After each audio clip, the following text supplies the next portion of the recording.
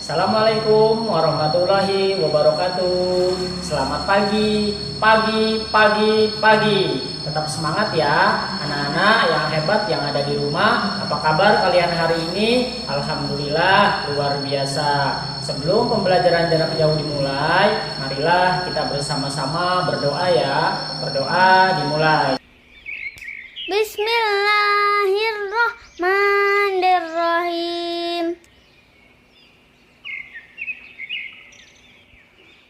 Raditu billahi rabba wa bil islami dina wa bi muhammadin nabiyya wa rasula. Rabbi zidni ilman warzuqni fahman. Artinya,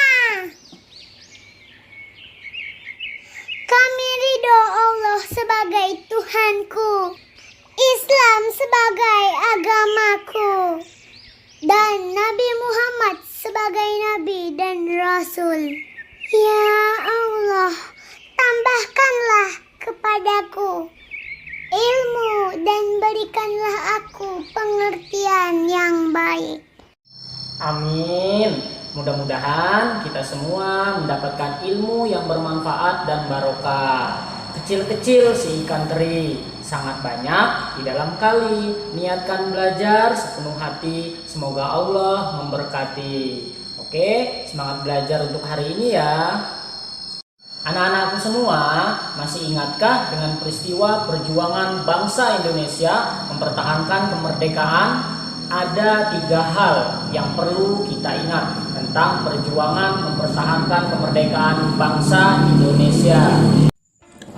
Peristiwa yang pertama yaitu peristiwa 10 November 1945. Anak-anak tahu tidak, meskipun sudah diproklamasikan, sekutu tetap tidak mengakui kemerdekaan Indonesia loh. Sementara Belanda ingin kembali menguasai bangsa Indonesia dengan bantuan sekutu. Keinginan Belanda menguasai Indonesia ini memicu berbagai pertempuran dan perundingan untuk mempertahankan kemerdekaan negara kita ini. Pada tanggal 25 Oktober 1945, pasukan sekutu dipimpin Brigjen Maladi mendarat di Surabaya. Mereka menyerang penjara Republik untuk membebaskan perwira dan pegawai sekutu. Nah, kemudian pada tanggal 28 Oktober 1945, pos sekutu diserang balik oleh rakyat Indonesia dikarenakan Maladi tewas. Sekutu mengultimatum pejuang menyerah dengan batas waktu pukul 6 pagi setelah 10 November 1945. Pertempuran pertama setelah proklamasi pecah terjadi pada 10 November 1945. Tanggal itu kemudian dikenal sebagai Hari Pahlawan. Sekutu mengerahkan hingga 15.000 tentara. Meski jumlahnya tidak imbang, namun semangat pejuang ternyata dapat mengalahkan sekutu. Bung Tomo lah yang memimpin langsung perjuangan rakyat Surabaya pada saat itu.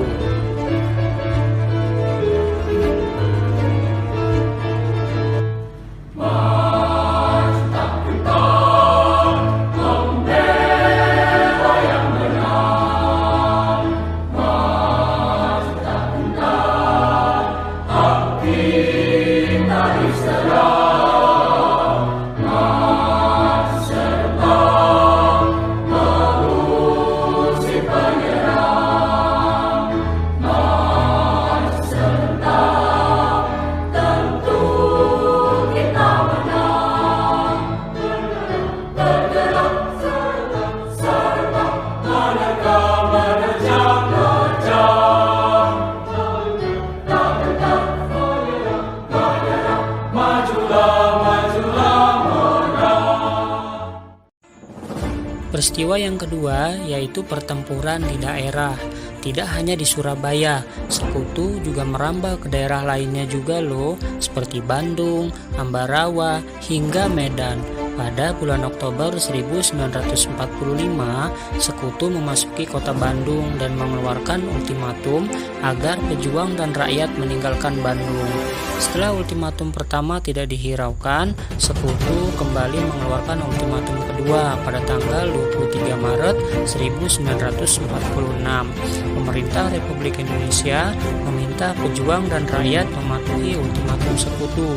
Namun, pejuang dan rakyat tidak rela menyerahkan Bandung untuk dikuasai Belanda secara utuh. Mereka pun membakar kota Bandung bagian selatan. Peristiwa ini dikenal dengan nama sebutan Bandung Lautan Api.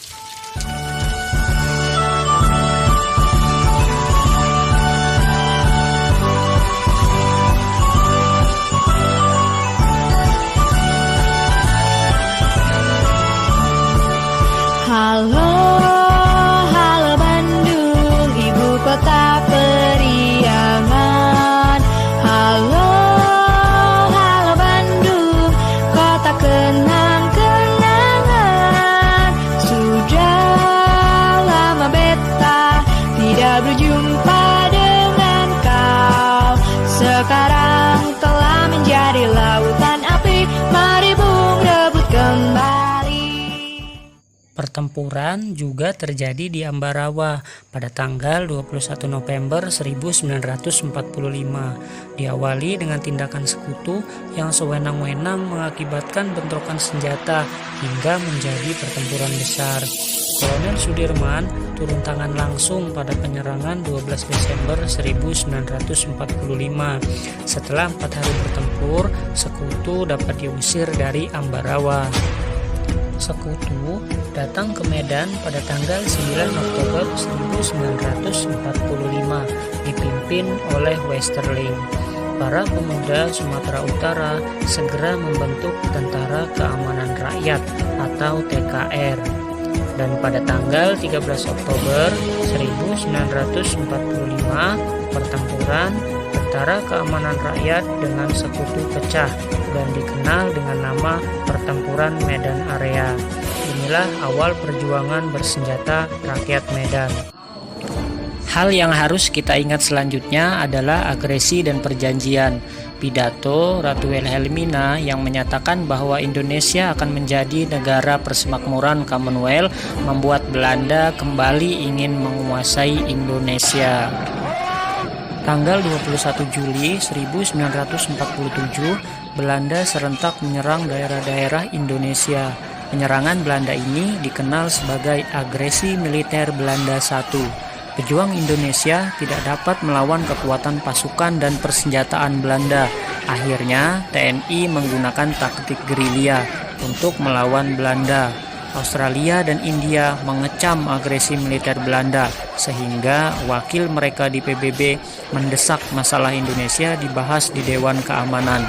PBB pun memerintahkan gencatan senjata bagi Belanda dan Indonesia. Agresi militer Belanda I ini pun resmi berakhir pada tanggal 4 Agustus 1947. Atas saran komisi dari 3 negara yaitu Australia, Belgia, dan Amerika Serikat, Belanda dan Indonesia berunding di atas kapal USSR Renville milik Angkatan Laut Amerika Serikat. Hasil perundingan ditandatangani pada tanggal 17 Januari 1948. Pada perundingan Renville, delegasi Indonesia dipimpin oleh Mr. Amir Saripudin, sementara delegasi Belanda dipimpin oleh Raden Abdul Qadir Widjoatmojo, seorang Indonesia yang memihak Belanda. Isi perjanjian Renville ada 2 butir, yaitu yang pertama, Belanda hanya mengakui wilayah Indonesia atas Jawa Tengah, Yogyakarta, sebagian kecil Jawa Barat, Jawa Timur, dan Sumatera. Yang kedua, tentara Republik Indonesia harus ditarik mundur dari daerah-daerah yang diduduki oleh Belanda.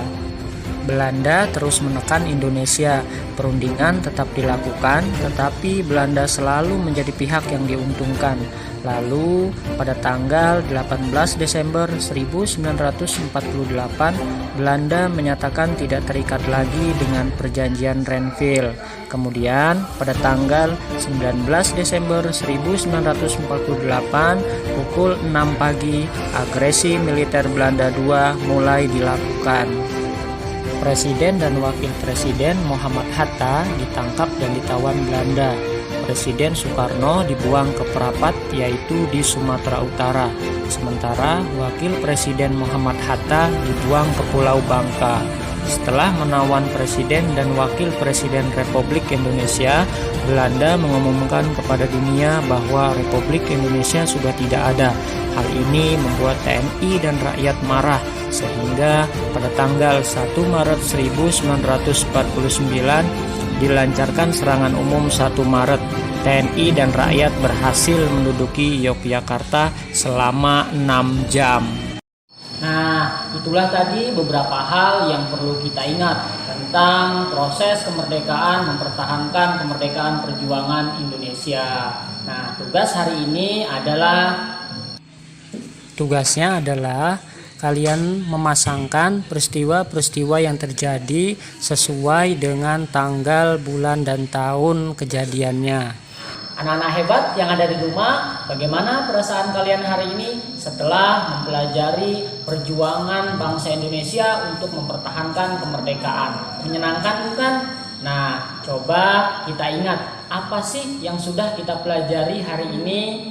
Yang pertama, ada peristiwa 10 November 1945. Kemudian yang kedua, ada pertempuran Bandung Lautan Api tanggal 23 Maret 1946. Dan yang ketiga, ada pertempuran Ambarawa tanggal 20 Oktober 1945. Dan selanjutnya yang keempat, ada pertempuran Medan Area tanggal 13 Oktober 1945. Yang kelima, ini perang yang sangat besar, yaitu agresi militer Belanda I tanggal 21 Juli 1947. Dan yang keenam, ada agresi militer Belanda II tanggal 19 Desember 1948. Kemudian yang terakhir atau yang ketujuh, ada isi perjanjian Renville. Berat sekali ya anak-anak usaha para pahlawan kita dalam mempertahankan kemerdekaan Indonesia. Nah, sebagai generasi muda, kita pun harus mempertahankan apa yang sudah mereka capai, para pahlawan, dan melanjutkan cita-citanya. Merdeka, merdeka. Wassalamualaikum warahmatullahi wabarakatuh.